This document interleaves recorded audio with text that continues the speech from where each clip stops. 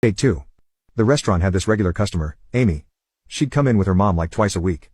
Always sat in my section after I became a waiter. She was in college, studying business or something. We'd talk whenever it wasn't too busy. She was the first person in years who didn't look at me like I was garbage. I remember exactly what she said that first night. "Hey, what's good here?" She asked, actually looking at me instead of the menu. The carbonara's pretty great.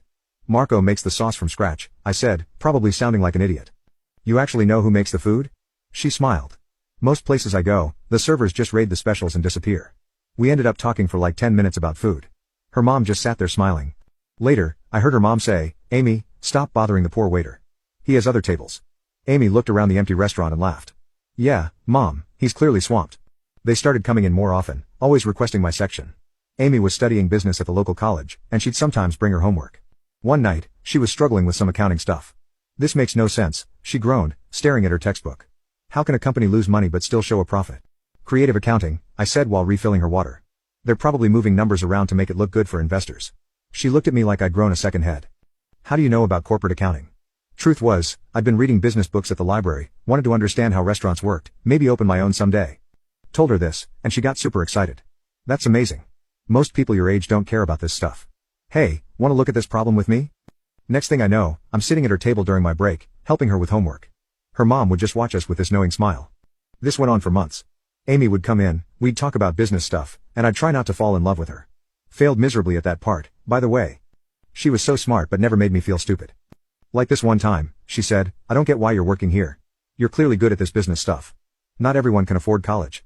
I mumbled, feeling embarrassed. "You don't need college to be successful," she said.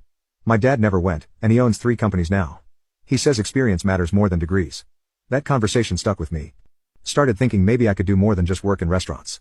I eventually got my GED by studying at the library on my days off. Amy helped me with the math parts. She never asked about my past, and I never told her. Was too scared she'd stop talking to me if she knew that was my life for about 5 years. Wake up, work, study, sleep, repeat. Didn't date, didn't make friends, really just focused on surviving and trying to be better. The whole time I kept thinking about Jenny, hoping Beth wasn't messing her up. One night, Amy came in looking super excited. "Guess what? Dad's looking for someone to help manage his new property development project. Entry, level position, but lots of room to grow. You should apply." I froze. "Amy, I never even finished high school. But you got your GED. That's all that matters. Come on, just try. What's the worst that could happen?" The worst that could happen? She could find out about my past, about Beth's lies, about everything. But Amy kept pushing. "Please, for me. Dad, trust my judgment, and I know you'd be amazing at this." So I applied. Had to borrow a suit from Dave. Still fit weird. The interview was terrifying. Amy's dad just stared at me for like a full minute before speaking. "Amy says you understand business." "Prove it," he said. Somehow, I managed to talk intelligently about property development trends I'd read about and even suggested some ideas for his new project at the end. He just nodded and said, "You start Monday." When I told Amy I got the job, she hugged me. First time anyone had hugged me in years. I almost cried right there in the restaurant. "See," she said. "I told you you could do it." That job changed everything. Her dad became like the father I wished I'd had. He actually listened when I had ideas, taught me everything about real estate development. Within a year, I was managing my own projects. The whole time, Amy and I got closer. We'd get coffee after work, talk for hours. But I never asked her out. Kept thinking about Beth's lies about my past.